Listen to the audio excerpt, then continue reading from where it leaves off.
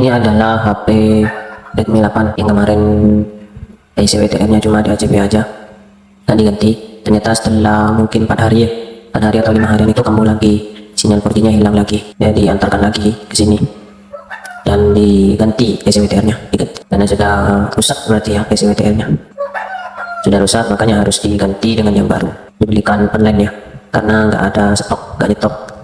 Karena untuk di wilayah saya di sini ini jarang ya, bukan jarang, saya nggak pernah menemukan kasus ini, atau tepatnya bukan nggak pernah menemukan, tapi kan saya terima, saya tolak, karena memang saya belum ahli. Pertama-tama ya kita buka dulu kaleng penutup IC WTR-nya. Ini sudah dibuka ya, pertama itu sudah dibuka, sudah dipasang lagi, sekarang dibuka lagi.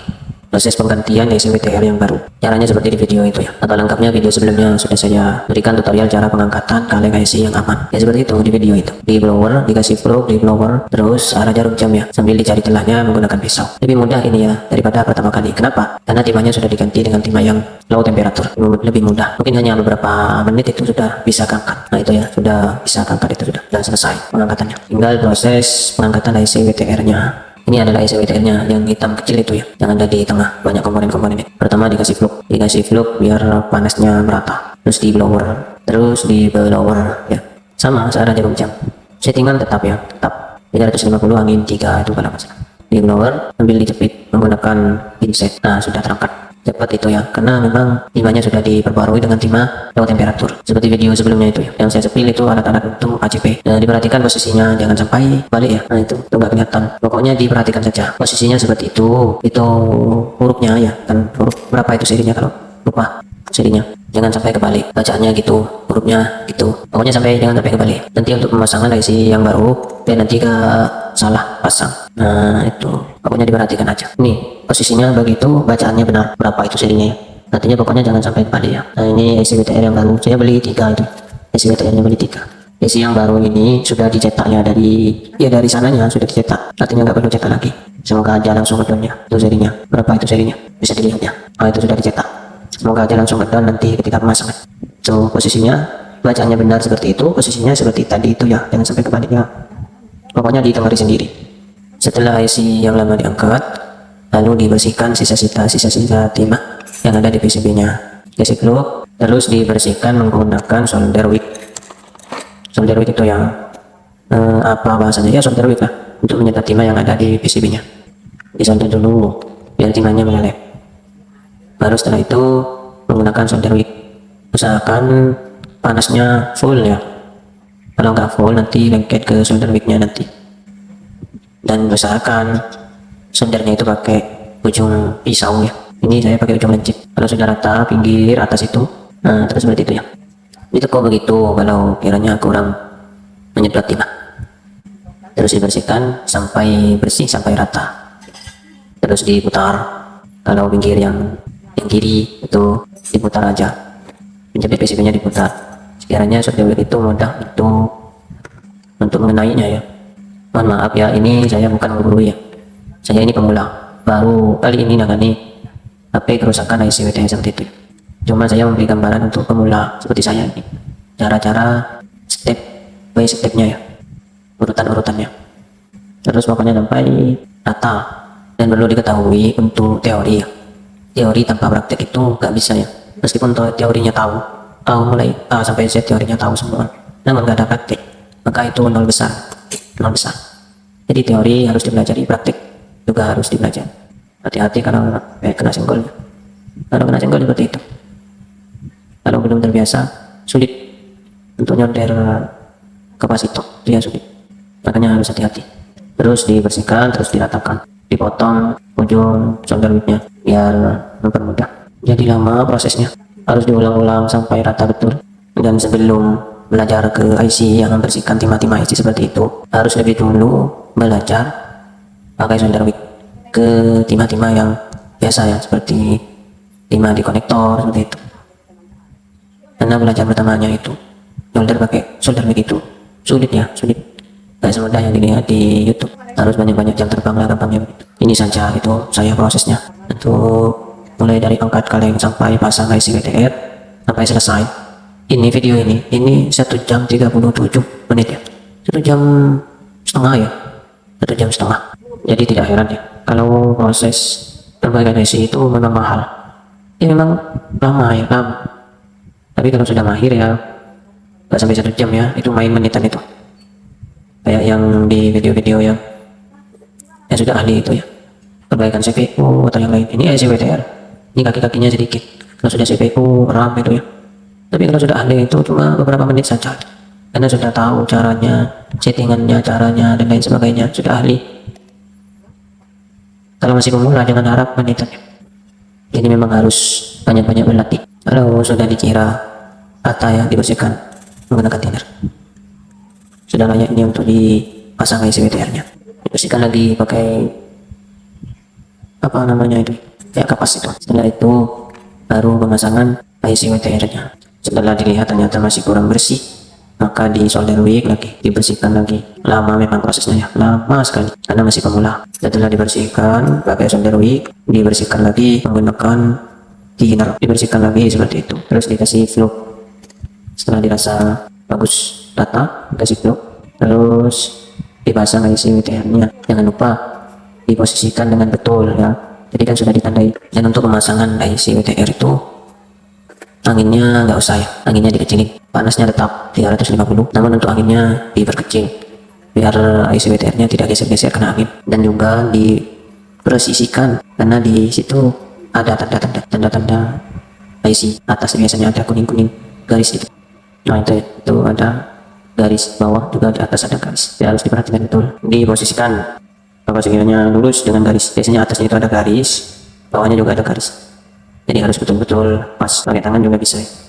Kalau sudah pakai fixate pakai tangan, baru di blower. Kalau sudah pas baru di blower. Di blower terus sampai nempel IC WTR-nya. Nggak bisa itu ya, nggak bisa itu. Kalau sudah geser begitu udah nggak bisa, dibersihkan dulu, dikasih thinner biar sisa-sisa fluknya tuh hilang ya, biar tidak konslet. Setelah dirasa bagus ya, mesinnya dirakit ke HP-nya. Tahap pengetesan apakah sukses pemasangan IC WTR-nya, apakah harus dicetak ulang lagi.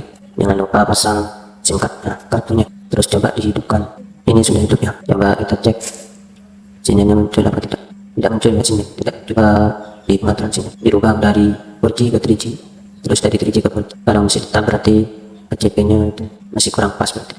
Ini ternyata betul sinyal 4G-nya tidak keluar, harus dicetak ulang. Buka mesinnya lagi, dipasang ke penjepit PCB-nya. Ini yang lama, IC WTR yang lama. Jangan lupa dikasih isolasi anti panas lagi, terus diangkat lagi IC WTR, dikasih flux, terus diangkat lagi. Kalau masih memulai pasang IC misalnya langsung jadi, berarti itu hebat. Kalau sudah mahir bisa jadi 1 kali pemasangan itu sudah selesai. Kalau pemula, kalau langsung jadi berarti hebat. Memang harus kuncinya harus berbanyak jam terbang. Tayang, pinggirkan dulu PCB-nya. Ini setelah ini proses pencetakan ulang IC WTR. Maklum ya, medianya cuma sedikit. Kalau yang sudah servis, yang sudah handal itu ya kan medianya dapat. Jadi prosesnya cepat ya, nggak harus meminggirkan alat-alat sekarang. Bersihkan dulu timah-timah yang ada di IC-nya. Itu fungsinya penjepit IC itu ya, seperti itu. Ditekan terus ditarik seperti itu proses pembersihan IC. Dibersihkan sampai rata biar nanti proses pencetakannya berjalan dengan lancar. Kalau sudah dirasa bagus ya dibersihkan. Kalau sudah rata dibersihkan lagi menggunakan thinner biar bersih, biar gak ada blok-blok yang menempel. Setelah itu diambil proses pencetakan IC-nya. Di bawah IC-nya itu dikasih tisu ya, biar tidak geser-geser IC. Nah seperti itu.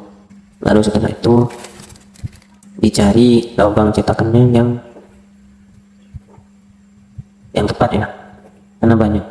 Kalau universal memang tercari mana yang pas, dilihat betul-betul itu. Kalau lubangnya sudah sesuai dengan kaki-kakinya itu sudah betul.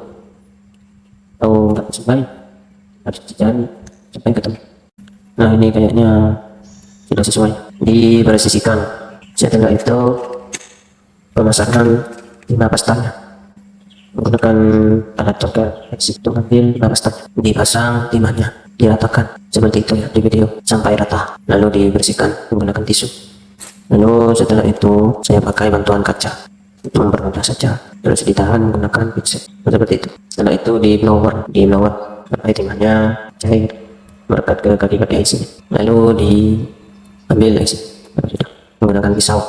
Itu penampakannya setelah dicetak, terus dibersihkan timah-timah yang merekat di pinggir-pinggir IC-nya. Nah, itu yang hasil cetakannya. Lalu dibersihkan menggunakan thinner, digosok menggunakan sikat gigi biar timah-timah yang hanya tercetak ya, gak ada kakinya, biar gak menempel. Karena kalau universal itu kan lubangnya gak sesuai dengan kakinya 10 biasanya, lubangnya bisa 20 karena memang universal. Dikasih loop, terus di blower lagi biar bagus, terus dibersihkan. Setelah selesai tahap pemasangan ke PCB nya. Sebelum dipasang ini harus dibersihkan lagi, harus diratakan lagi, karena kalau tidak rata nanti ada yang menempel, ada yang tidak, jadi harus dibersihkan. Prosesnya memang seperti itu, lama kalau belum ahli, tapi kalau sudah ahli sudah mudah saja, gampang. Sekali cetak, sekali bersihkan langsung down. Kalau pemula ya gak apa-apa, sabar aja. Di samping juga melatih skill ya. Jadi bersihkan lagi sebelum dipasang, terus diposisikan lagi IC WTR. Setelah dirasa pas, baru di blower. Biasanya tandanya IC itu sudah melekat ke PCB nya, itu ada fluk ya, ada fluk yang dari dalam itu keluar. Ada fluk dikasih fluk tadi itu di tempat IC. Kalau sudah keluar berarti itu tandanya tinggal digolong ya, terbang.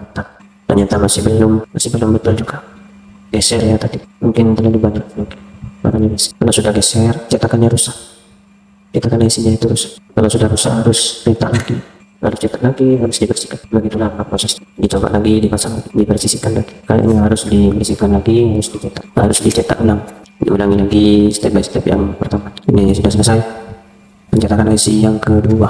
Entah nanti sampai berapa kali proses pencetakannya sampai down. Dipasang lagi, dibersihkan lagi, presisi, buka di blower lagi. Ini kapasitor yang kena senggol ya, pas membersihkan timah-timah yang ada di PCB ini. Kayak kurang merekat, kali betulkan lagi. Kayaknya masih kurang presisi nih. Coba kita intip dari pinggir, dari samping kanan kiri. Ini kayaknya masih kurang ke atas, itu tandanya garis di atasnya itu. Kalau di pinggir kirinya sudah di blower lagi, digoyang dikit, jadinya biar melekat semua. Kita bisa ditekan dari atas, tekan dikit-dikit, dan pada akhirnya down. Itu sudah keluar voltnya. Namun kayaknya saya ACP lagi, itu kayaknya dicetak ulang lagi, tapi gak direkam ya, karena memang sudah bahaya ya. Itu pokoknya hasil akhirnya alhamdulillah down, dan alhamdulillah customernya tidak kembali lagi. Mungkin sudah beberapa bulan ya, karena ini baru di posting videonya. Sekian, terima kasih telah menonton. Ditunggu tutorial selanjutnya.